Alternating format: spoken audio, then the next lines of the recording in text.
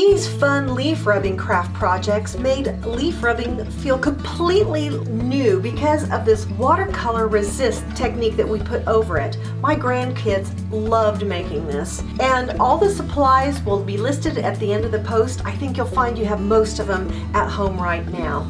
Take a fun nature walk with the kids and collect a variety of types of leaves.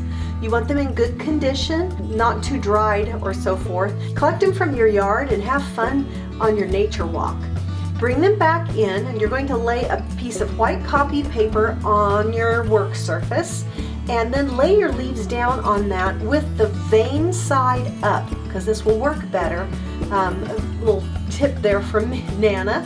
And you'll be using crayons to do a leaf rubbing. Find those crayons that have the paper off of them and get a variety of colors. Use the side of your crayon.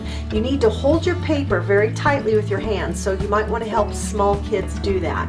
And then you go over each leaf, and you might want to turn your crayon various directions so it gets down in those little areas, especially because some of the big veins kind of keep the crayons from going into the small areas. Again, hold your paper well and use different colors for the different leaves.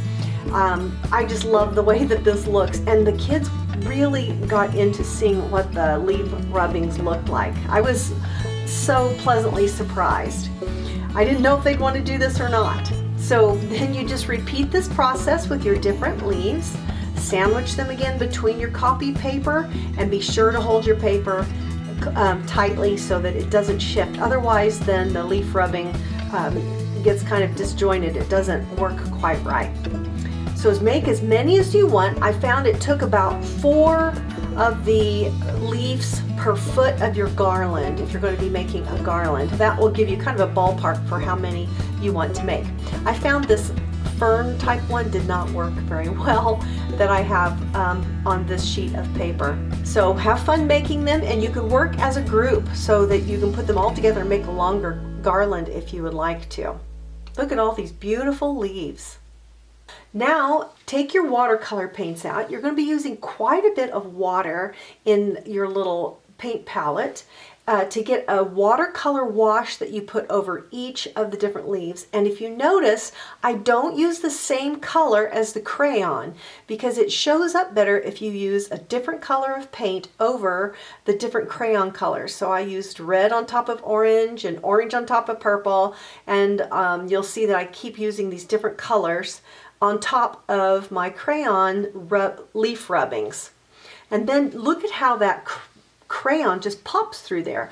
The crayons are wax, and so they don't absorb the water. It runs off of the wax, and the paint goes in between the wax crayon and soaks into the paper. So you'll just keep doing that with each of your sets of leaves until you have them all done, and then set them to the side to dry. It does not take very long at all. Oh, I wanted to point out that I'm using the Crayola watercolor paints, and they are such vibrant colors. I'm loving the Crayola watercolor. Once these are dry, you're going to cut around each of the leaf shapes. You do not have to cut on the exact outside edge of the leaf. I just cut the basic shape out, so that makes it go much faster.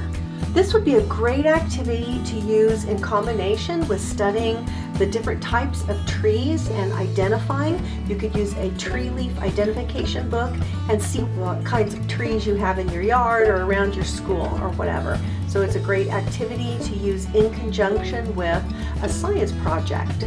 Once you have all of your leaves cut out, you're going to cut your garland from either yarn or a piece of ribbon and make it the length that you would like to display in your room or whatever your purpose is.